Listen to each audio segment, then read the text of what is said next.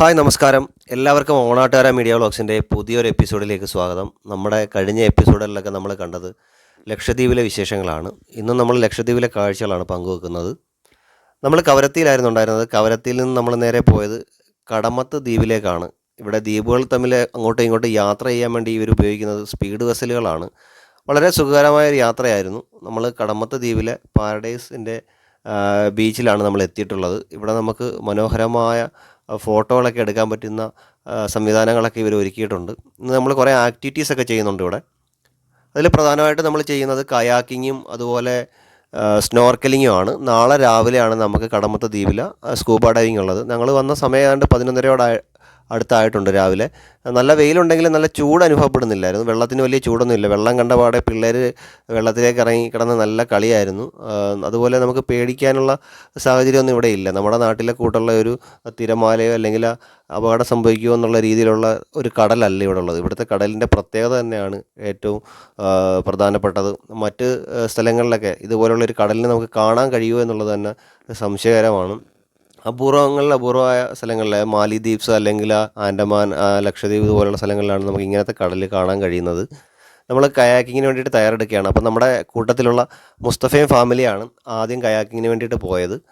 അപ്പോൾ അവരാദ്യം പോയിട്ട് അതിൻ്റെ എക്സ്പീരിയൻസ് എങ്ങനെയുണ്ടെന്ന് നോക്കിയിട്ട് നമുക്ക് ഇറങ്ങാമെന്ന് കരുതിയിട്ടാണ് ഞങ്ങൾ അവിടെ തന്നെ നിന്നത്. അപ്പോൾ നമുക്ക് ആദ്യം ലൈഫ് ജാക്കറ്റ് ഒരു സുരക്ഷിതത്വത്തിൻ്റെ കാര്യത്തിന് വേണ്ടിയിട്ട് ആദ്യം തന്നെ ലൈഫ് ജാക്കറ്റ് നമ്മളെ ധരിപ്പിക്കുക. എന്നിട്ട് ഇത് എങ്ങനെയാണ് ചെയ്യേണ്ടതിനെ പറ്റി എന്നൊക്കെയുള്ള ഒരു കാര്യങ്ങളൊക്കെ എടുത്ത് ഇവർ പറഞ്ഞു തരും. അത് കുറച്ച് കഴിഞ്ഞ് കഴിഞ്ഞപ്പോൾ ഞങ്ങളും പതിയെ കയാക്കിങ് പരിപാടി തുടങ്ങി. അപ്പോൾ ആദ്യം ചെറിയ ഒരു ബാലൻസിങ്ങിൻ്റെയൊക്കെ പ്രശ്നം ഉണ്ടായിരുന്നു. അപ്പം അവിടെ തന്നെ നടന്ന് നമ്മൾ കരയോട് ചേർന്ന് തന്നെ നടന്ന് ഇങ്ങനെ തുഴഞ്ഞുകൊണ്ടേയിരുന്നു. അപ്പോൾ അവിടെ തന്നെ നടന്ന് ബോട്ട് ഇങ്ങനെ കറങ്ങിക്കൊണ്ടേയിരുന്നു. കുറേ കഴിഞ്ഞപ്പോൾ ടൈമിംഗ് ഒക്കെ കറക്റ്റായി കഴിഞ്ഞപ്പോൾ ഞങ്ങളും പതിയെ തുഴഞ്ഞ് ക്ലിയറായിട്ട് മുന്നേക്ക് പോയി. മുസ്തഫയും ഫാമിലിയൊക്കെ അപ്പോഴത്തേക്ക് കൊണ്ട് ആ ദൂരെ കാണുന്ന അവരൊക്കെ അങ്ങ് കുറേ ഉള്ളിലേക്ക് പോയി. നമ്മൾ കരയിൽ നിന്ന് ഏതാണ്ട് ഒരു 100-150 മീറ്ററോളം ഉള്ളിലേക്ക് നമ്മൾ തുഴഞ്ഞ് പോകും. പിന്നെ അത് കഴിഞ്ഞിട്ട് ഞങ്ങൾ പോയത് സ്നോർക്കലിങ്ങിനാണ്. ഏതാണ്ട് 1 മണിക്കൂറോളം നമ്മൾ കയാക്ക് ചെയ്തു. നല്ലൊരു എക്സ്പീരിയൻസ് ആയിരുന്നു. ലക്ഷദ്വീപ് വന്നു കഴിഞ്ഞ് കയാക്കിങ്, സ്നോർക്കലിങ് കയാക്കിങ് ഒക്കെ നമ്മൾ ചെയ്യാൻ മടിക്കരുത്. നമ്മുടെ അവിടുത്തെ ഒരു വല്ലാത്തൊരു എക്സ്പീരിയൻസ് നമുക്ക് സമ്മാനിക്കും ഇതൊക്കെ. അതുപോലെ സ്കൂബ വളരെ പ്രധാനപ്പെട്ട ഒരു കാര്യമാണ്. സ്കൂബ ചെയ്യാനും മറക്കരുത്. നമ്മളെ ഇവർ ബോട്ടിൽ കയറ്റി ഏതാണ്ട് ഒരു കരയിൽ നിന്ന് ഒരു 400-500 മീറ്ററോളം ദൂരേക്കാണ് നമ്മളെ കൊണ്ടുപോകുന്നത്. അപ്പോൾ അവിടെയാണ് ഈ കോറൽസ് കൂടുതലായിട്ടുള്ളത്. ഈ കോറൽസിലാണല്ലോ ഈ നമ്മൾ കാണുന്ന വൈവിധ്യങ്ങളും വളരെ വിശേഷപ്പെട്ട കാഴ്ചകളുമൊക്കെ നമുക്ക് കാണാൻ കഴിയുന്നത്. അപ്പം നമ്മളെ കുറേയും കൂടെ ഉള്ളിലേക്ക് അവർ ബോട്ടിൽ കൊണ്ടുപോയിട്ട് കോറൽസ് ഉള്ള ഒരു ഏരിയ നോക്കി നമ്മൾ നിർത്തി. ഈ ഗോപ്രോ ഒക്കെ വെച്ച് നമുക്ക് അതിൻ്റെ അണ്ടർ വാട്ടർ ഫോട്ടോ ഒക്കെ നമുക്ക് എടുക്കാൻ പറ്റും. പക്ഷേ നമ്മുടെ നിർഭാഗ്യവശാൽ നമുക്ക് അതൊക്കെ ഫയൽ ഒരു ചെറിയ പ്രശ്നം പറ്റിയത് കാരണം നമുക്ക് കാണിക്കാൻ കഴിഞ്ഞില്ല. നമ്മൾ സ്കൂബയുടെ വീഡിയോ ഒക്കെ നമ്മൾ ക്ലിയർ ആക്കിയിട്ടുണ്ട്. അത് നമ്മൾ അടുത്ത വീഡിയോ ചെയ്യുന്നതായിരിക്കും. അപ്പോൾ ഇദ്ദേഹം ബോട്ടിൽ നിന്ന് നേരെ താഴേക്ക് എടുത്ത് ചാടി. അപ്പം എന്തിനായിരിക്കും നമ്മൾ ആദ്യം ഇങ്ങനെ ചോദിച്ചു. അപ്പോഴാണ് അറിഞ്ഞത് ഈ മീനുകളൊക്കെ പല ഭാഗത്തായിരിക്കും. അപ്പം അവയെല്ലാം ഒരു ഭാഗത്തേക്ക് ആകർഷിക്കാൻ വേണ്ടിയിട്ട് ചെറിയ ഫുഡൊക്കെ ആയിട്ട് പോയിട്ട് ആ കോറൽസിലൊക്കെ ഇട്ട് കൊടുക്കും. അപ്പോഴാണ് ഇവയെല്ലാം കൂട്ടത്തോടെ അവിടേക്ക് വരുന്നത്. അതിന് വേണ്ടിയിട്ടാണ് അദ്ദേഹം വെള്ളത്തിലേക്ക് ചാടിപ്പോയത്. ഈ ബ്ലാക്ക് നിറത്തിൽ കാണുന്നത് മുഴുവൻ കോറൽസാണ്. നമ്മളിങ്ങനെ വള്ളത്തിലും ബോട്ടിലൊക്കെ ഇങ്ങനെ പോകുന്ന സമയത്ത് നമുക്കിതിങ്ങനെ കാണാൻ കഴിയും. ക്ലിയർ ആയിട്ടുള്ള വെള്ളമായതുകൊണ്ട് ഇങ്ങനെ കാണാൻ കഴിയും. നമ്മൾ വിചാരിക്കും വലിയ ആഴം ഉണ്ടാവില്ലെന്ന്, പക്ഷേ നല്ല ആഴം ഉണ്ടാവും. പക്ഷേ നമുക്ക് വ്യക്തമായി കാണാൻ കഴിയുന്ന വെള്ളത്തിൻ്റെ പ്രത്യേകത കൊണ്ട് തന്നെയാണ്. ഒരാൾ നമ്മുടെ കൂടെ തന്നെ എപ്പോഴും ഉണ്ടാകും. ഈ സ്നോർക്കൽ ചെയ്യാൻ പോകുന്ന സമയത്ത് നമ്മുടെ കൂടെ തന്നെ എപ്പോഴും ഒരാളുണ്ടായിരിക്കും.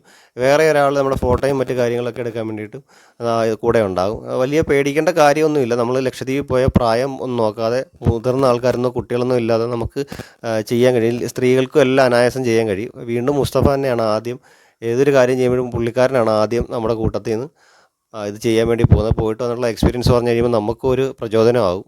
അപ്പോൾ എന്നെ സംബന്ധിച്ചിടത്തോളം നമുക്ക് നീന്താനൊന്നും അറിയാത്ത ഒരാളായിട്ട് കൂടിയും ഇതിൻ്റെ ഒന്നും ബുദ്ധിമുട്ടും കാര്യങ്ങളൊന്നും ഇല്ലാതെ തന്നെ നമുക്കിത് എക്സ്പീരിയൻസ് ചെയ്യാൻ പറ്റി. നല്ലൊരു അനുഭവം തന്നെയായിരുന്നു. നമ്മൾ പോകുമ്പം ഇതൊക്കെ ചെയ്യാൻ മാക്സിമം ശ്രമിക്കുക. ഇല്ലെങ്കിൽ നമ്മൾ പോയിട്ട് ഒരു കാര്യമില്ല. നമ്മൾ ഇതൊക്കെ കാണാൻ വേണ്ടിയിട്ടാണല്ലോ അവിടെയൊക്കെ പോകുന്നത്. അപ്പോൾ ഇപ്പോൾ ഒരു സീസൺ സമയം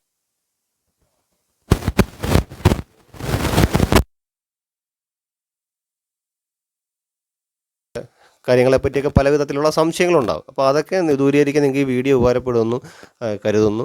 അപ്പോൾ ആ കോറലുള്ള ഏരിയയിലേക്ക് മുസ്തഫ അവർ കൊണ്ടുപോയി.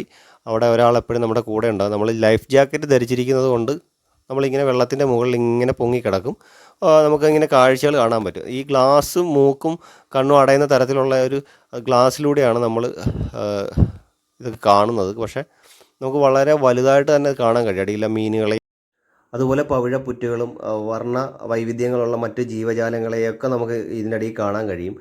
ഈ പൈപ്പിൽ കൂടിയാണ് നമ്മൾ ശ്വസിക്കുന്നത്. അപ്പോൾ അതിൻ്റേതായ ഒരു ബുദ്ധിമുട്ട് നമുക്ക് പലർക്കും ഫീൽ ചെയ്യാറുണ്ട്. നമ്മുടെ വായിൽ കൂടിയാണ് ഇതിൻ്റെ പ്രവർത്തനം മുഴുവൻ നടക്കുന്നത്. വായിൽ കൂടെ ശ്വാസം എടുക്കുകയും വായിൽ കൂടെ പുറത്തേക്ക് വിടുകയും ചെയ്യുകയാണ്. അത് കൃത്യമല്ലാത്ത സമയം നമ്മളൊന്ന് വാ തുറക്കുകയോ ഒക്കെ ചെയ്ത് കഴിഞ്ഞാൽ നമ്മുടെ വായിലൊക്കെ വെള്ളം കയറിയിട്ട് അത് മൂക്കിലേക്ക് വരാനൊക്കെ ഉള്ളൊരു ടെൻഡൻസി ഉണ്ടാകും. പക്ഷേ അത് നമ്മൾ 1-2 തവണ ഒന്ന് ചെയ്ത് കഴിയുമ്പോഴേ അത് ക്ലിയർ ആകും. അപ്പോൾ പിന്നീട് അതിൻ്റെ ഒരു ബുദ്ധിമുട്ട് നമുക്ക് അനുഭവപ്പെടുന്നില്ല.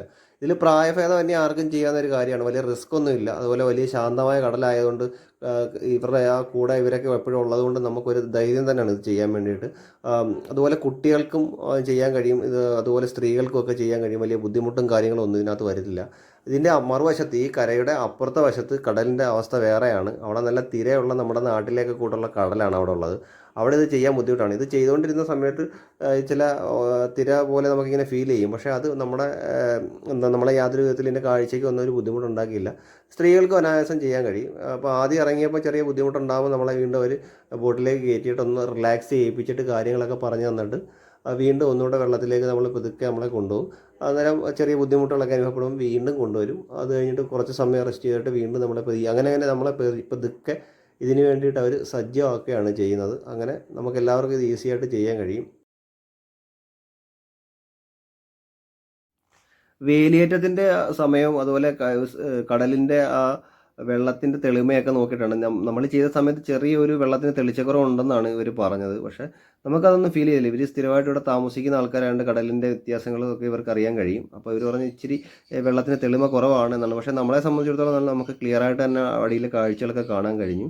ലക്ഷദ്വീപ് പോകാൻ നിരവധി ആൾക്കാർ ഇപ്പോൾ ശ്രമിച്ചുകൊണ്ടിരിക്കുകയാണ്. അപ്പം ഈ വീഡിയോ നിങ്ങളെപ്പോലെയുള്ള ലക്ഷദ്വീപിലേക്ക് പോകുന്നവർക്ക് ഉപകാരപ്പെടുമെന്നാണ് ഞാൻ കരുതുന്നത്. നമ്മുടെ ലക്ഷദ്വീപ് യാത്രയുടെ കപ്പൽ വീഡിയോ നമ്മുടെ ചാനലിലുണ്ട്. നമ്മുടെ വീഡിയോ ഇഷ്ടപ്പെട്ടെങ്കിൽ എല്ലാവരും നമ്മുടെ ചാനലിൽ സബ്സ്ക്രൈബ് ചെയ്യും.